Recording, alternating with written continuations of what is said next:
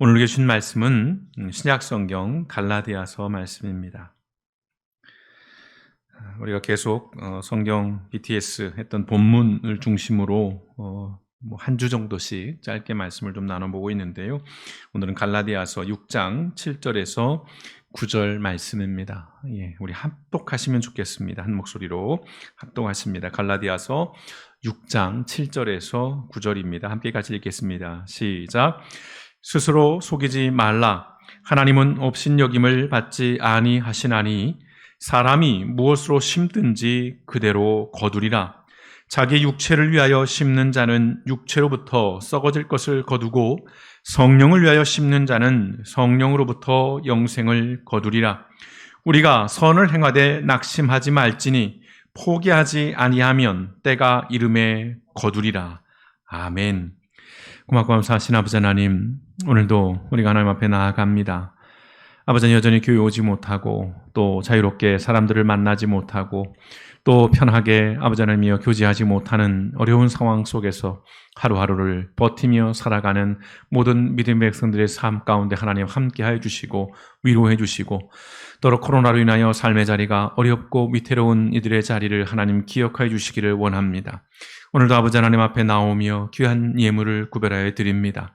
드려진 예물마다 하나님께서 헤아려 주시며 아버지 하나님 그 쓰임 가운데 하나님께서 안수하셔서 축복하셔서 놀라운 열매로 드러나게 하시고 아버지 하나님이여 믿음의 백성들의 그 모든 소유가 어디로부터 오는 것인가를 기억하며 물질로 말미암아 믿음이 흔들리거나 아버지 하나님 유혹당하지 않고 미혹당하지 않을 수 있도록 아버지 하나님이여 굳건한 믿음을 더하시고 물질에 대한 확고한 아버지 하나님 믿음과 철학을 덧입혀 주시어서 어려운 시절을 살아가는 모든 하나님의 백성들의 삶 속에 물질로 인하여 염려하고 근심하고 휘둘리지 아니하며 오히려 그것들로 하나님 앞에 영광을 돌리는 삶이 되어질 수 있도록 우리 하나님이여 삶의 자리를 지키시고 길들을 여시고 하늘의 문을 여시고 축복하시고 복의 복을 넘치도록 부어 주시옵소서.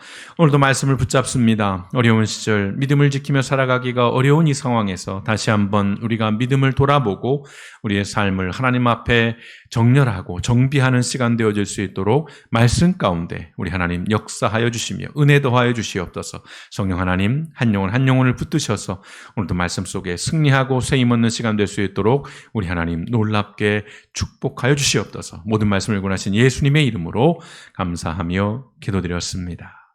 아멘. 오늘은 신약성경 갈라디아서 말씀을 잠시 좀 묵상하려고 합니다. 갈라디아서 말씀은 신학적으로는 로마서와 가장 많이 닮아있는 책입니다. 그래서 로마서의 어떤 요약본이라고 그렇게 불리기도 합니다.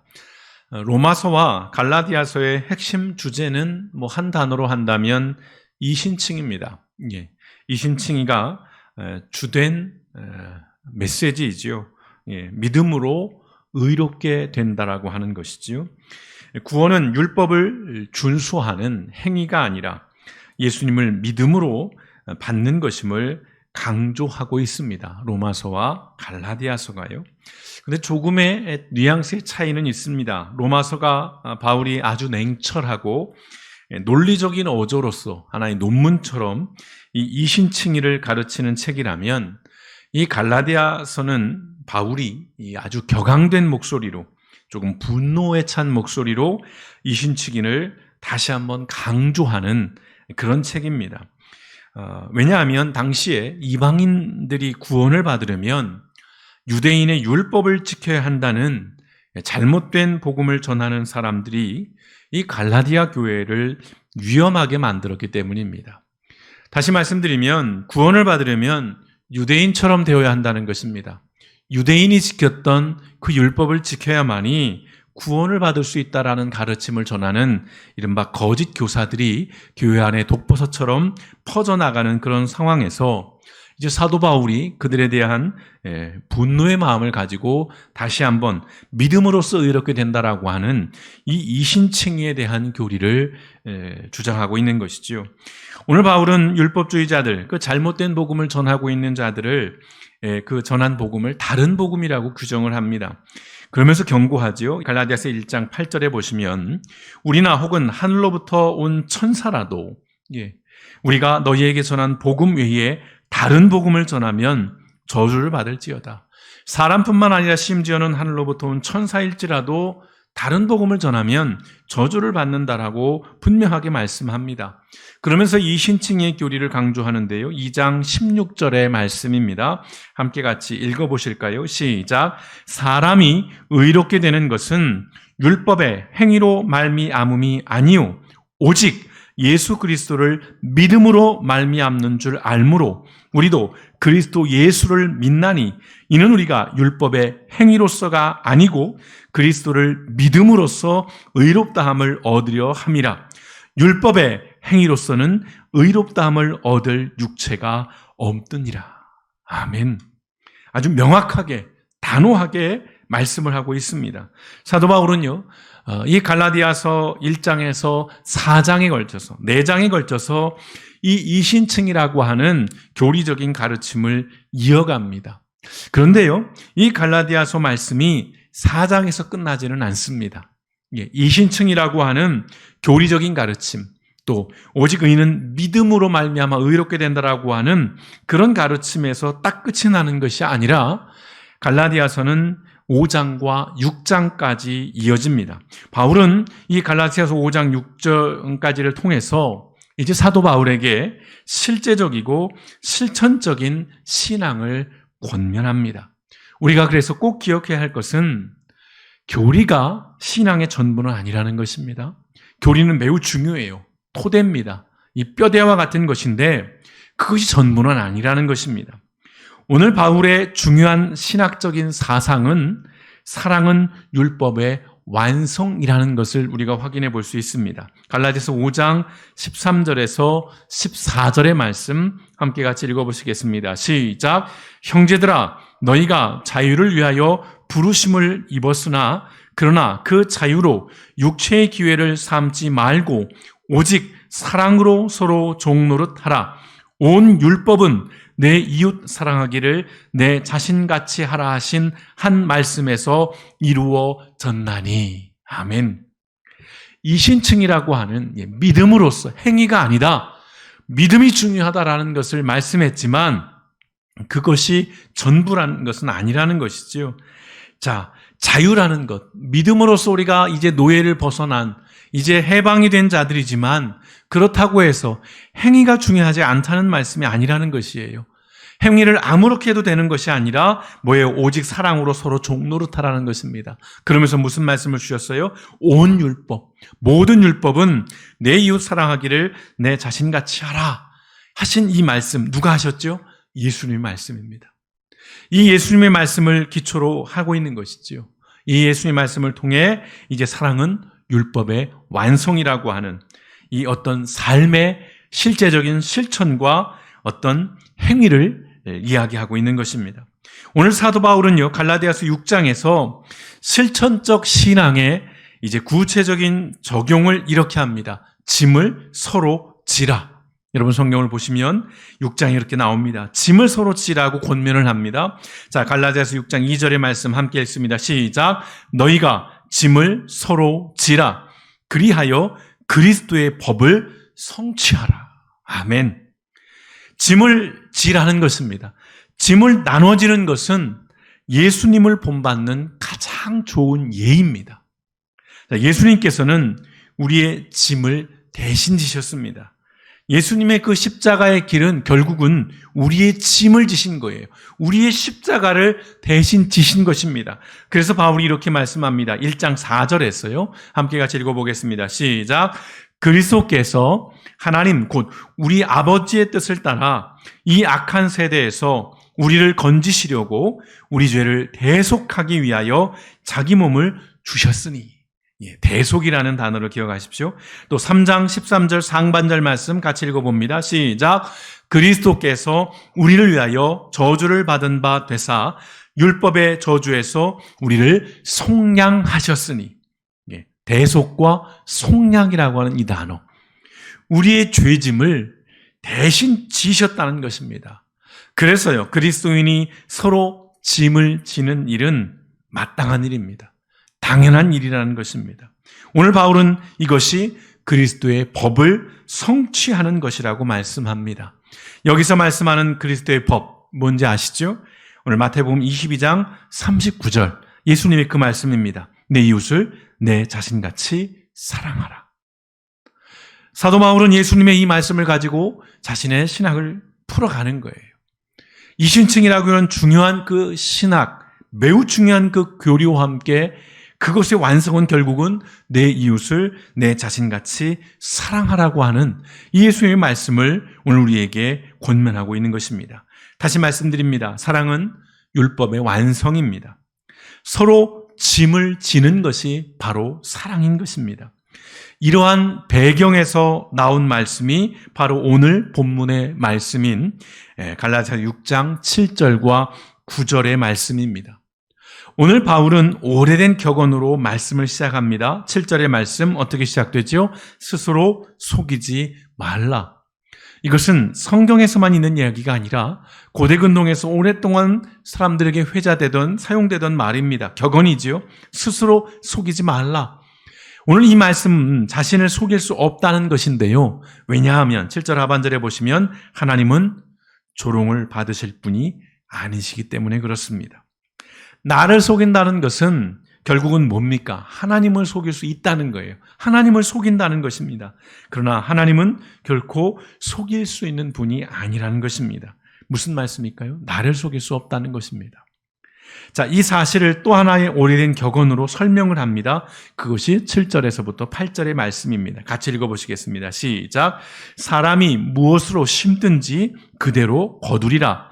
자기의 육체를 위하여 심는 자는 육체로부터 썩어질 것을 거두고 성령을 위하여 심는 자는 성령으로부터 영생을 거두리라. 아멘.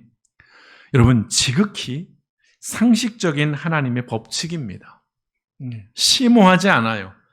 매우 상식적인 말씀이고 매우 상식적인 하나님의 원리입니다.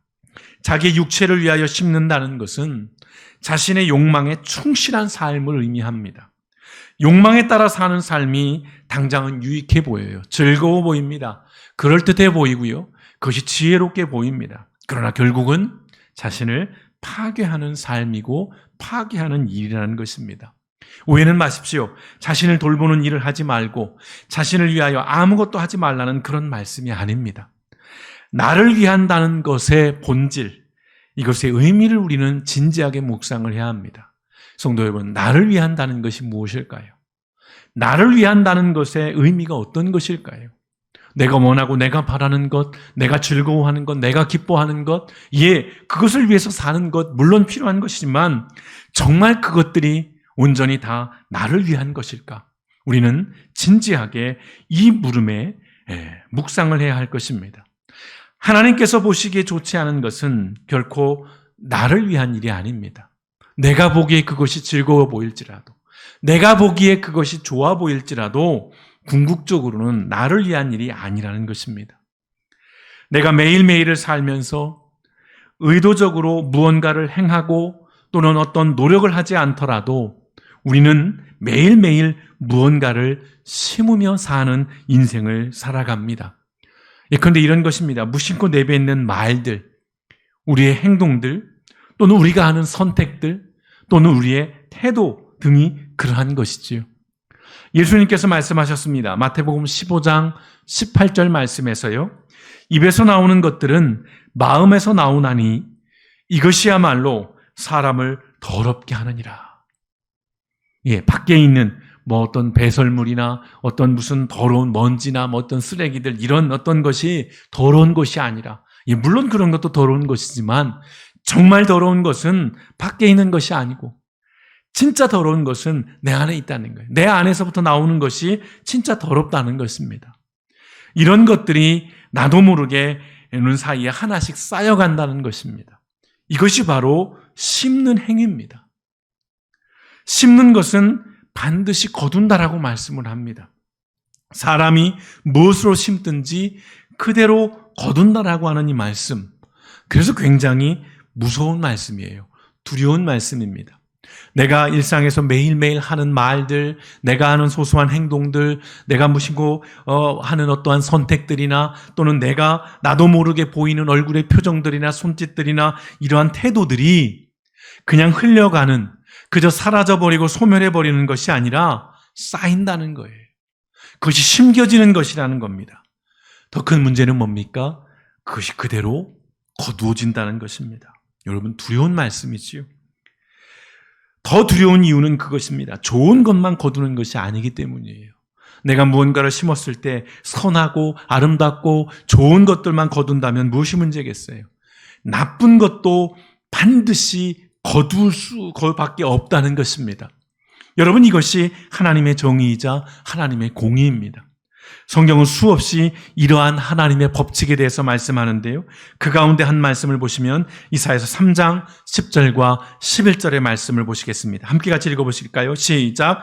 너희는 의인에게 복이 있으리라 말하라.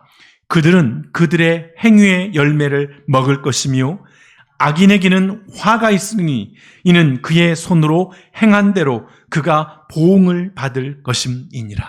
아멘. 두 가지가 등장합니다.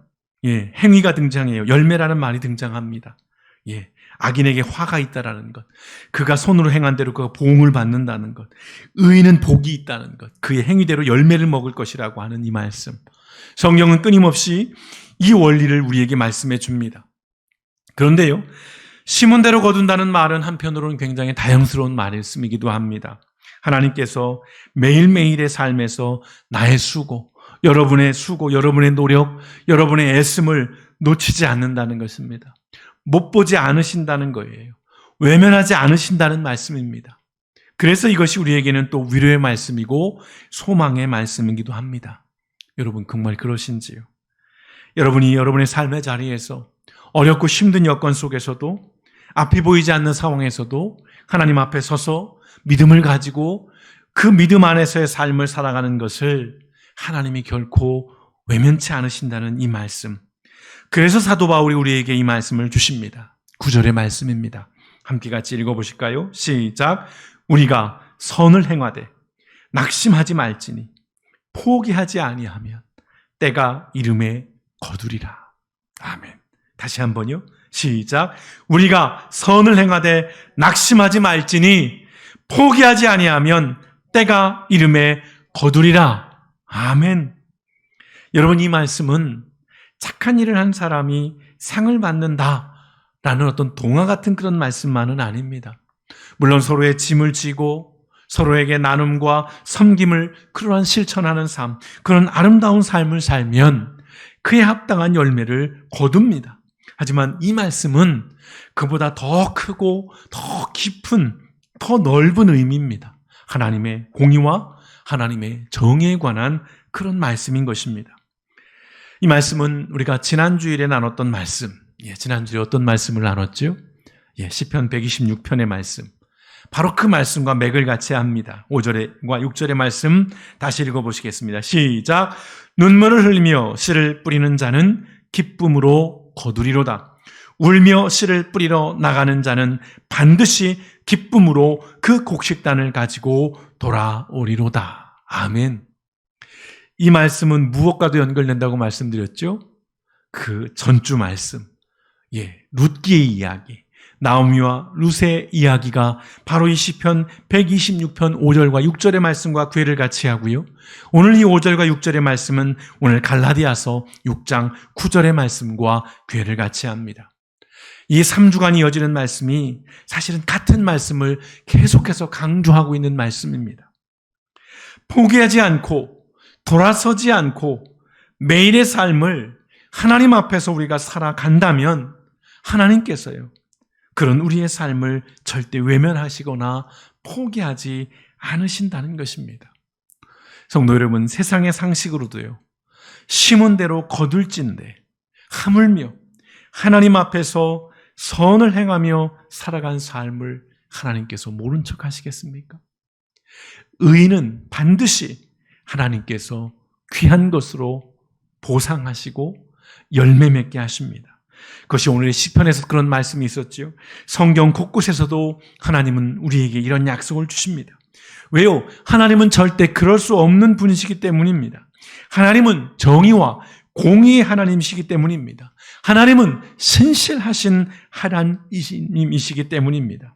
그래서 하나님은 결코 의인의 삶을 외면하실 수 없는 것입니다. 요즘 우리 사회에서 종종 회자되는 말들 중에 선택적 정의라는 말, 선택적 분노라는 말이 있습니다. 들어보셨는지요? 여러분 사용해 보셨는지요? 선택적 정의, 선택적 분노. 예, 굉장히 우리 사회에 요즘 뜨거운 그런 표현입니다. 또한 이 말과 함께 자주 사용되는 말이 있어요. 근래. 바로 이 말입니다. 지연된 정의는 정의가 아니다. 예, 들어보셨는지요? 지연된 정의는 정의가 아니다. 그런데 이런 것입니다. 공소시효가 지난 범죄나 또는 피해자가 사망한 후에 법의 심판이 이루어지는 사용인 거예요. 공소시효가 지나서 범인이 잡혀요. 공소시효가 지나서 또는 공소시효가 지나지 않은 상황에서 피해자가 사망해 버려요. 가해자가 누군지도 알려지지 않은, 또는 가해자가 심지어 알려졌는데 이미 피해자는 사망한 거죠. 죽고 없는 그런 상황들. 그래서 지연된 정의는 정의가 아니다라는 얘기를 하는 것이에요. 일정 부분 동의합니다. 예, 지연된 정의는 정의가 아니지요. 개인적으로도 이러한 공소시효는 좀 폐지되어야 한다라는 생각을 갖습니다. 예, 범죄를 저질렀으면 끝까지 단죄가 돼야 되죠. 왜 그것을 5년, 7년, 15년, 20년 이렇게 기한을 두는지. 물론 법을 그렇게 정한 데는 나름의 이유가 있습니다만, 그러나 피해자 중심으로 생각한다면 그것은 결코 정의가 아니라고 생각을 합니다. 자, 제가 드리고 싶은 말씀의 핵심은 이겁니다. 지연된 정의도 정의라고 말씀을 드리고 싶어요. 시의적절하게 불의와 부당함과 억울함이 바로잡히고 단죄가 이루어진다면 여러분 뭐가 문제겠습니까? 그러나 우리가 살아가는 이 세상은, 또 우리 인간은, 우리 사람은 생각만큼 정의롭지도 공의롭지도 않습니다. 그래서 우리의 정의는 수없이 지연되고, 심지어는 그 정의는 아예 묻혀버리는 일들이 너무 자주 일어나죠. 지난주일은 광복절이었습니다. 다시 말씀드립니다. 지난주일은 광복절이었습니다. 그 밤에 저는 생방송 중계를 봤습니다. 일제강점기에 청산리 전투, 봉오동 전투라고 하는 아주 우리 이 역사 속에서 잊을 수 없는 놀라운 이 승리의 역사를 이끌었던 독립군 사령관 홍범도 장군 유해 봉환식이었습니다. 공중파에서는 딱 한 곳에서만 생중계를 했습니다. 뭉클했습니다. 못 보신 분들은 여러분 유튜브에 들어가셔서 다시 한번 이 봉환식을 좀 보시기를 권면을 드립니다. 돌아가신 지 78년, 고국을 떠난 지 100년이 훨씬 더 넘은 그 시간 만에 귀환을 한 것입니다. 화면을 좀 보여주시면 좋겠는데 넘어가지 않는지 모르겠습니다. 해방이 된 지 무려 76년이 지나서야 카자흐스탄, 우리에게 낯선 그 땅에서 조국으로 돌아오셨습니다. 돌아오시기까지 오랜 세월이 걸린 데에는 여러 가지 좀 복잡한 사연이 있습니다. 그것을 다 여기서 말씀드릴 수는 없고요. 그런 사연이 있다 손치더라도 늦어도 너무 늦었습니다. 70년이 넘은 세월이잖아요. 하지만 지금에라도 돌아오신 것에 참 감사한 마음이 듭니다.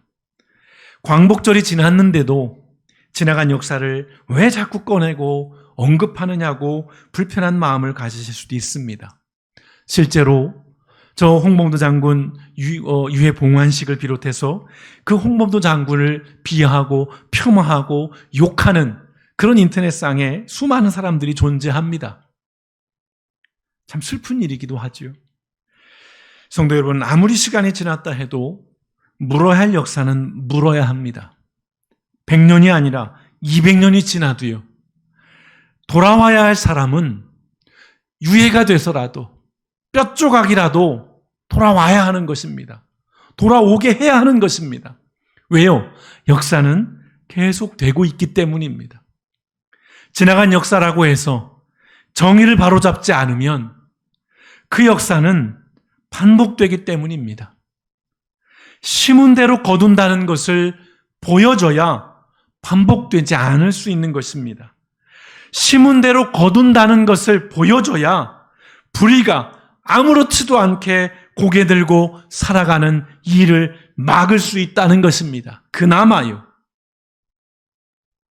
독립운동을 한 사람들은 3대가 거짓골을 면치 못하고 일제에 부역한 사람들은 3대가 아니 5대가 승승장구하며 살아가는 그 역사를 여러분 불편하게 여기시거나 편가르기로 여루시거나 과거에만 매몰되어 있다고 생각하신다면 우리의 정의는 결코 세워질 수 없고 심은 대로 거둔다라고 하는 이 성경의 말씀을 우리는 부정하는 것이고 우리는 거부하는 것이고 우리는 외면하는 것인 겁니다.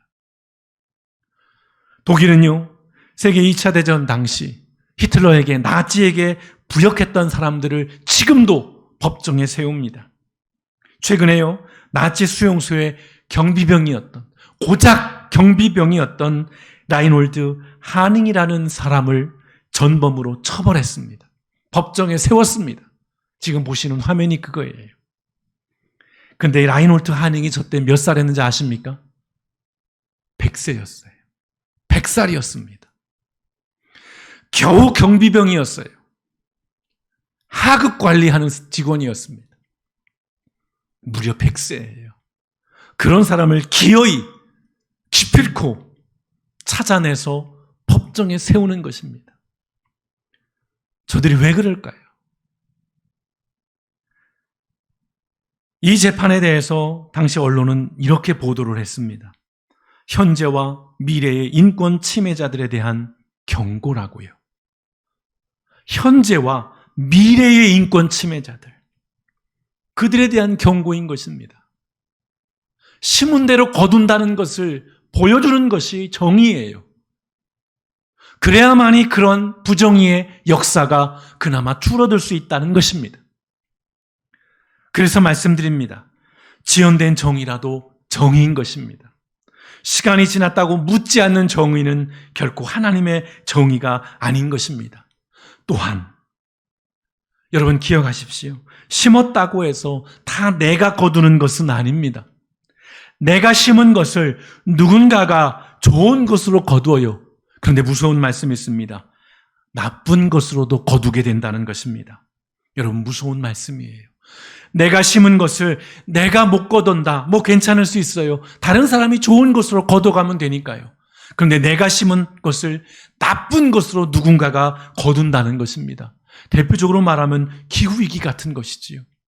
우리의 전 세대들이 그들의 편리를 위해 살았던 것이, 우리 세대들이 아무렇게나 살았던 것이 우리의 후대에게는 치명적인 기후의 재앙으로 그렇게 거둬들이게 되는 이 현실을 우리는 좀 기억해야 할 것 같습니다.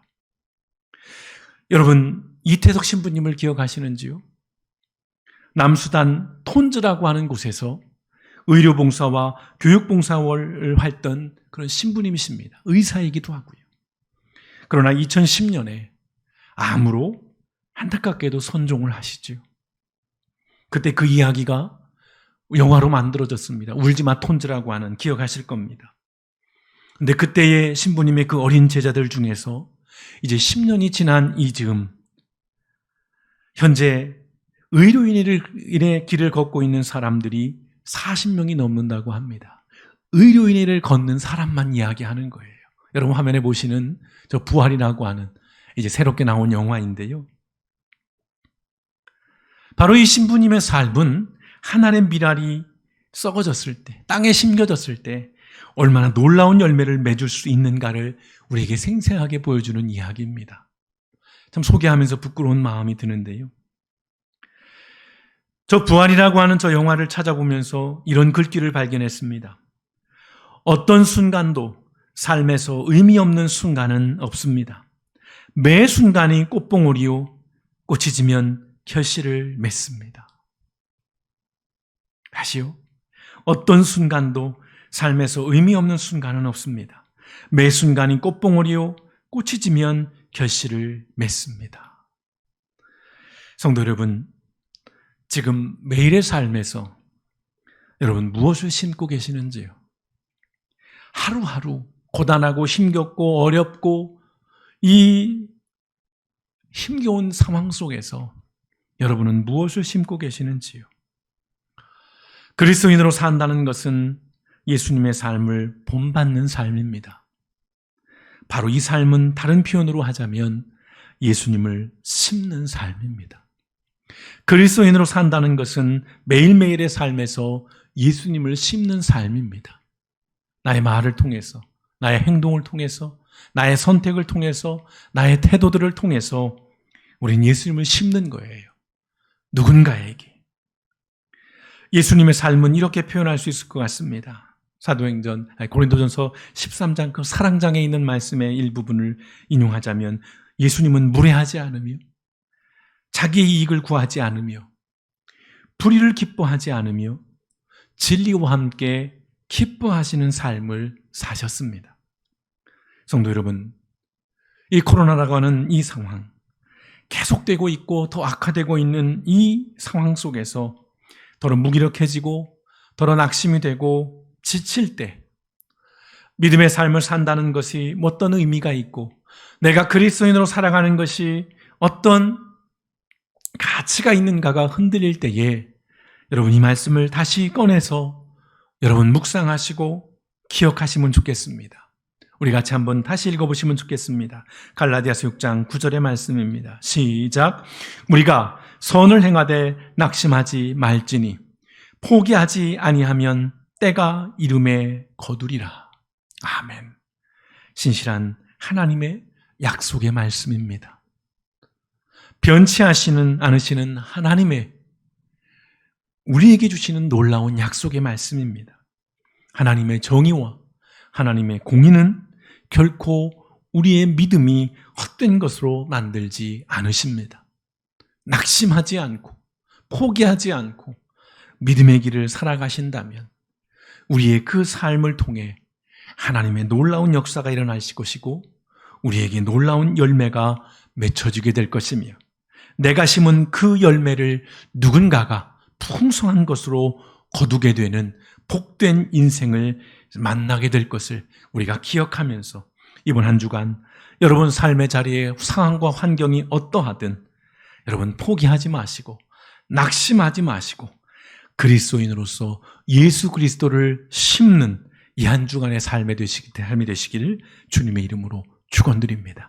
함께 기도하시겠습니다.